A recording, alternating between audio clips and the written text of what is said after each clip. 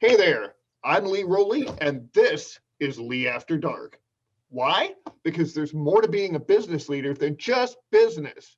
Each episode, one brave entrepreneur injects the elevator pitch and just gets real with us. And today I am very happy to welcome my friend, Chris Alverson. Chris, how the heck are you?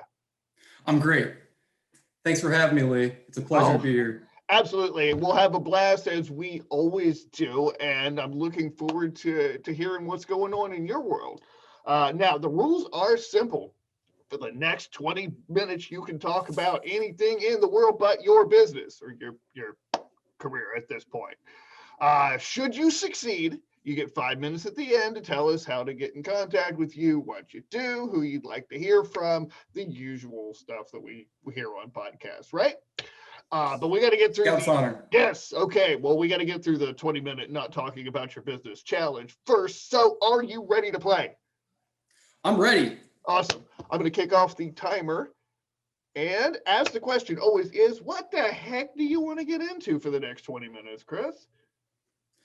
Well, that's a dangerous way to open up this podcast here, because I could go all sorts of tangents. You could go all sorts of tangents. So one of the most memorable stories I remember, though, and let's start here because this is really cool. You're talking about being a youngster and having a silver dollar.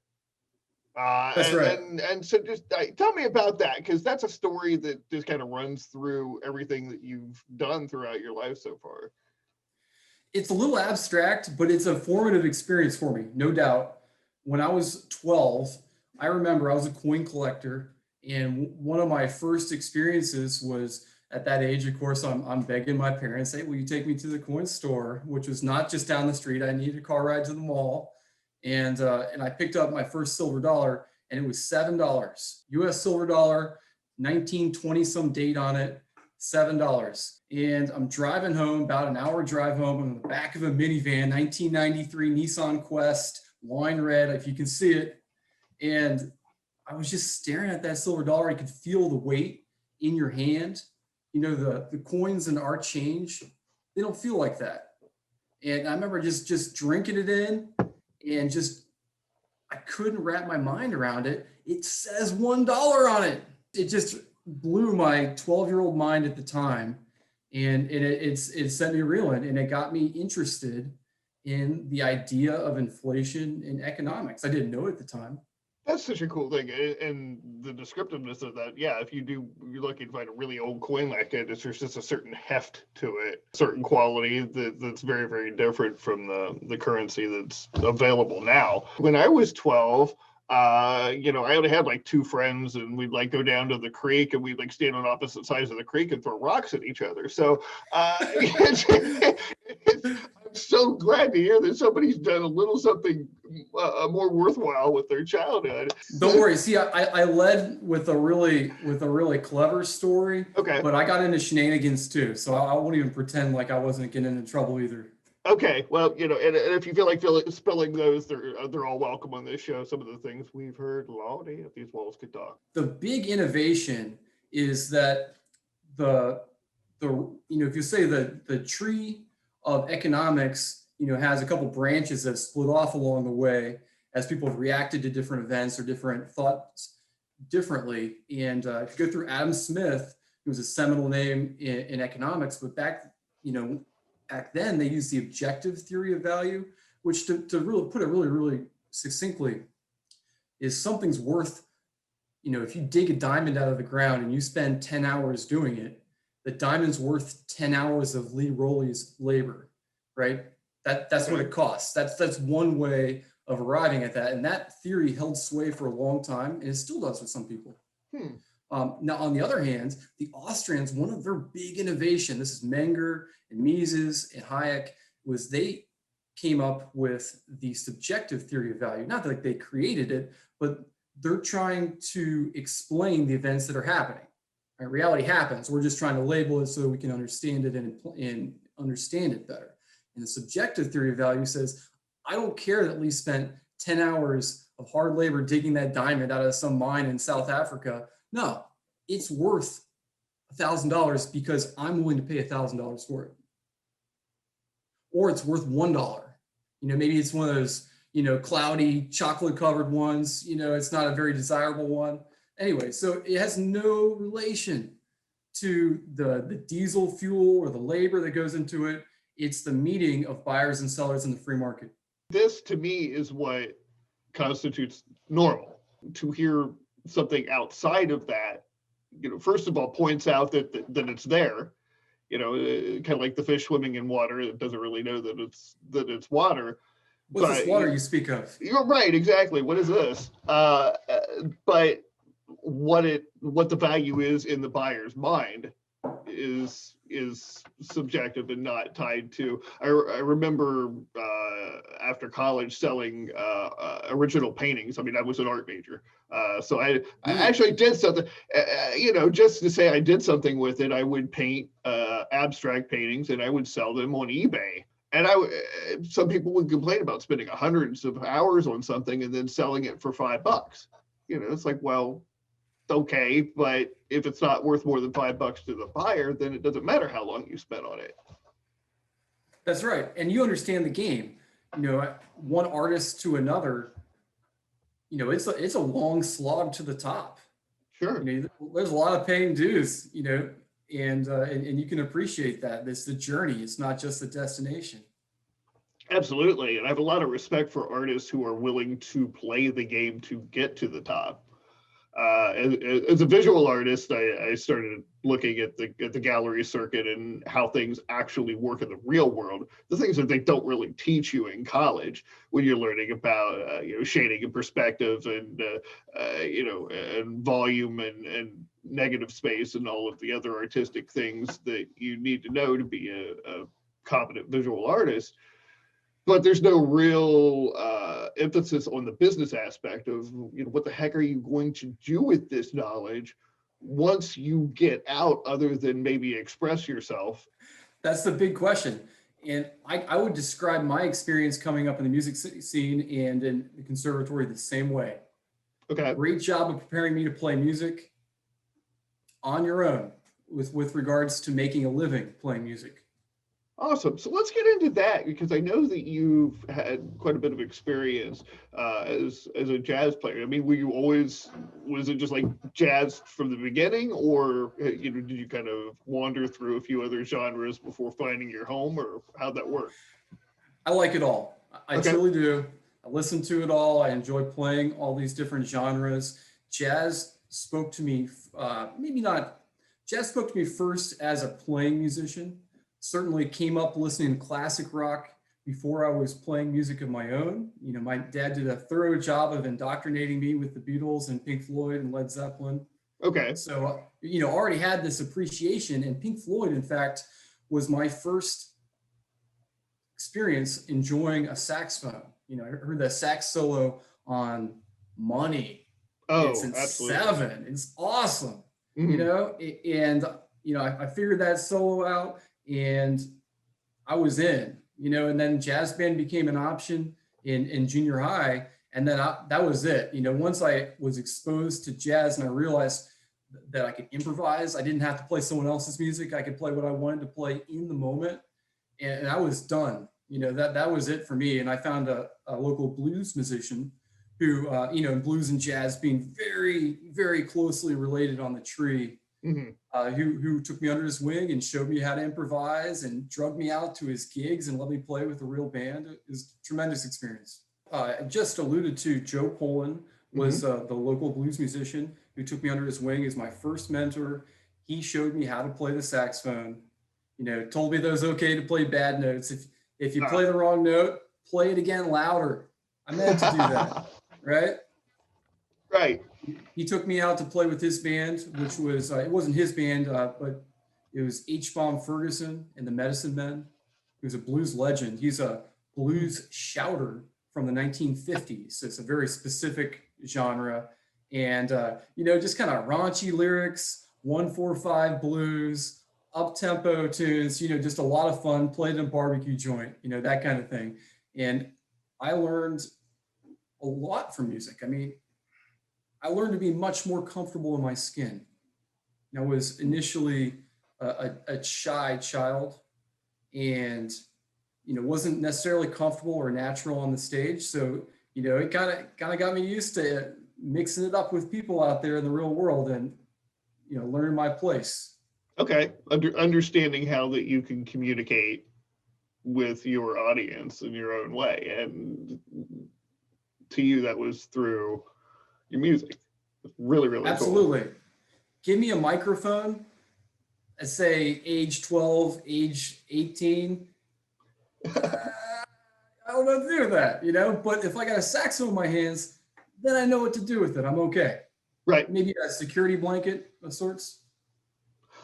Many greats, many geniuses in all genres have had that, and I don't see anything wrong with it. It becomes an extension of the self, which is really cool. Now, I'm curious behind you, this piano that I can't kind of see because my eyes are just terrible. But what I can see, this is a beautiful, beautiful instrument. Can you tell me about this? That's not my piano. Oh, okay.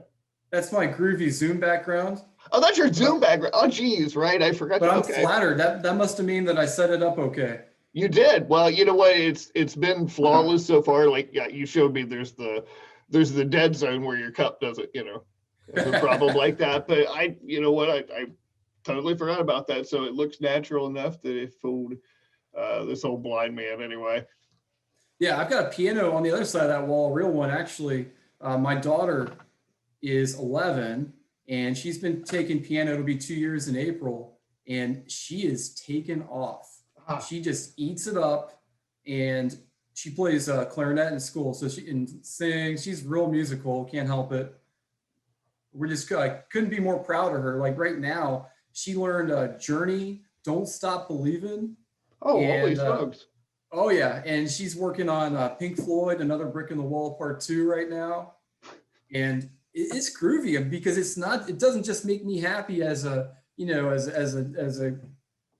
musician or because she's taken up classic rock, but it's really exciting even from a piano standpoint because she's got to play that bass line. Boom, boom, boom, boom, boom, boom. She's got to play that in the left hand, and then she's got to play. She's got to nail that out the right hand and get them at the same time. It's groovy. Wow. That's a lot of talent. And one that I personally wish that I have, but maybe next time around. Yeah, well, everybody's got talents. At Lee's got talents. They're always on display. Well, I suppose that is true. But okay, so this is really cool. What else you got? Like 5 minutes left in this part. So what else you want to get into?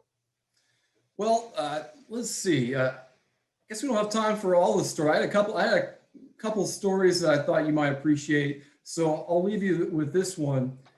This is in 2003. I was towards the end of my undergrad, and me and a buddy of mine, Brian, we were obviously jazz sax. He's a jazz saxophonist just like me. Both huge fans of Michael Brecker, who, if you're not familiar with him, he is one of the top 3 saxophonists ever lived. I mean, he's up there on the GOAT list.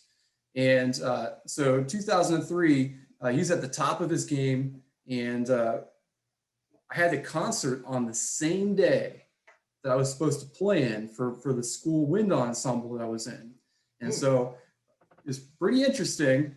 I knew that I was really pressing my luck, but I went and I sat down with the gentleman who ran the band. And I said, I got this huge opportunity to see the best saxophone player out there. Love to be there. It's conflict. How do we address this? And he says, well, listen, if you can find a sub and take a lower grade, then that'll be fine. You'll have handled your responsibilities. Everybody's happy. And that's pretty much how it works in the real world. We don't have the grade, but if something comes up and you provide a substitute that is of equal level, not better, right? Because then they won't ask you back, right? But right. To get your sub in and everybody's happy, they'll keep calling you. That's the standard of care right there. So awesome. Got permission, drove to New York City, 12 hours in the snow. It's crazy. We went out there. It was general admission, okay, at this club, the Iridium. down there near Times Square in the basement. And we went out there, and we weren't the first people there. We were number 3 and 4. So there was a couple ahead of us that were waiting for their seats too. And we were number 3 and 4. So we had a great time. We hung out with them for 3 or 4 hours outside in the street, just waiting for them to open the doors.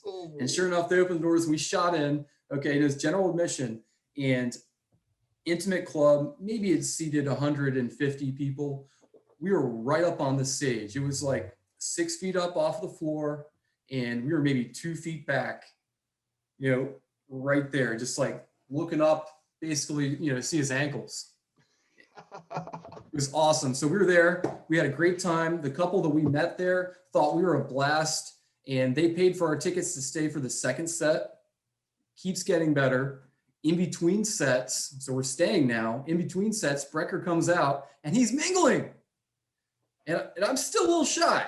Right? I mentioned that earlier. So, yeah. We're talking, we're having a good time, and the lady who we were hanging out with, she was asking us, and we were telling her how Michael Brecker's the deal. I've worn out CDs and CD players, trying to learn his solos, just playing them over and over again. And she's like, "You got to go meet this guy." Oh, really? Okay. I don't want to do it. So she talked me into going up, and I was like, "Oh, hi, Mr. Brecker. I play saxophone too, it's really nice to see you."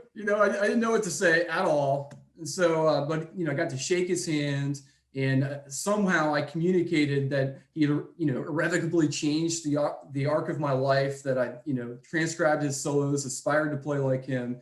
And he was super warm, supportive, humble. This guy should have had a head that big, and he was just as humble as could be. He was a gentle person, and signed my ticket, gave me a pat on the back, and was just a gentleman, a real pleasure. And it's really, the dichotomy is so surprising, because if you listen to Brecker, his music is not angry. It's just really intense. Okay. He's really going at it. He's always at 10. He's not at 1 or 2. And then he's just so chill. "Oh, well, thanks for coming. I really appreciate those kind words. I'm still practicing too. I still got some things to work on." It's just such a neat guy. That's really, really cool. I mean, I cringe when people say never meet your heroes, because most of the time that's not the case. Most genuinely talented people, thankfully, are pretty chill about it. And I'm glad you had that experience. That's a really cool story. And it's dangerous. Such a great lesson. Dangerous? Yeah. What? Okay. I've got one more thing. So all that was epic. We came back cloud 9, just ecstatic. And I went back to school, and I don't know how this happened, but I got an F for that course, for that band, the wind ensemble that I was playing in. It turns out that even though I provided a sub, I actually had my saxophone professor, clearly capable of the task, sit in for me. So I had a great sub, did everything I thought I was required to do, and I got an F, and the guy blackballed me, okay? And I was about to graduate with a degree in music education. I was planning on being a band director after I got done playing, and I was never able to get a job teaching band in the Cincinnati area. Wow. Okay. When I went to student teach, I contacted 13 schools before I got one to accept me. Usually the first or second will accept a student teaching placement. Oh my goodness. Wow. Now that's some hardcore cred there. It was worth it. Yeah. It was worth it. If you can sit there and say it was worth it, it must have been one heck of an experience. It absolutely was. And almost to take it full circle, I might not be here talking with you right now if I hadn't weathered this experience, because when I did start a family and have kids, I was looking for something with health insurance, and not having much luck in the Cincinnati area, I ended up teaching math in Pennsylvania. Started me on a complete, really sent me right back to square one, thinking about inflation as I'm teaching consumer math. Wow.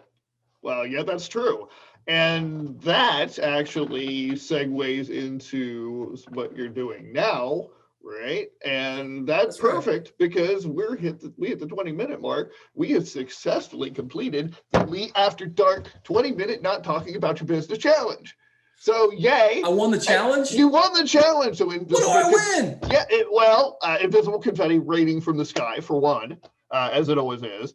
And two, 5 minutes to tell us about what the heck you do, what kinds of people you would like to hear from and connect with, how they can connect with you, the usual business stuff that most people spend the whole podcast yapping about. But we made you wait till the end, right? Because I'm just kind of mean like that. And I'll talk really fast. Right, okay, the floor is yours. I help people prepare for inflation. Inflation is out there. Not everyone understands it. We hear about it on the TV, but we're not sure, what does that mean? What does that mean to me? How does that affect my plans? So to put it succinctly, we're not saving enough for retirement or for our goals, whatever those may be for you and your family, because it's a moving target. So if, let's say I determine that I need a pile of it, let's say $1 million is my goal to retire successfully. Well, if I can look at these inflation metrics, and I don't like to use the CPI or the PCI or some of these that are provided by the Federal Reserve, because I find that they understate inflation. They have incentives to understate inflation. So I like to use real world examples. You might have an index of, say, a Ford truck, a gallon of milk, a pound of bacon, a median house. Those are benchmark that we can look at over time and determine what inflation really is. And what I'm finding is, if you look at an example like say a Ford truck, that was $2,000 in 1961. I know, right? Really? $2,000. Well, it's certainly not $2,000 anymore. So in 20 years, it was pushing $6,000. So that's a 3 times increase of the price level. And you're going to find similar increases in the price level when you look at these other products like the bacon or the milk or the median house. And those are just some good ones. There's certainly, you can come up with other great examples, maybe a first class postage stamp. They just raised the price on that the other day at 55 cents. So it's a moving target. We've got to be mindful of that. You're gentlemanly. I had a blast. Thanks for having me. Well, thank you. Well, we are out of time, but if you found Lee After Dark more entertaining and relevant than the rest of the dreck out there, then daggone it, subscribe to my YouTube channel at leeafterdark.com. And we're also on Anchor FM, Google Podcasts, Pocket Cast, Pocket Rocket. I don't know. We're a bunch of different places in the podcast sphere. So be sure to check us out and subscribe there to hear more stories like these. Until next time, this is Lee Rowley with my friend Chris Alverson. Be present and be well.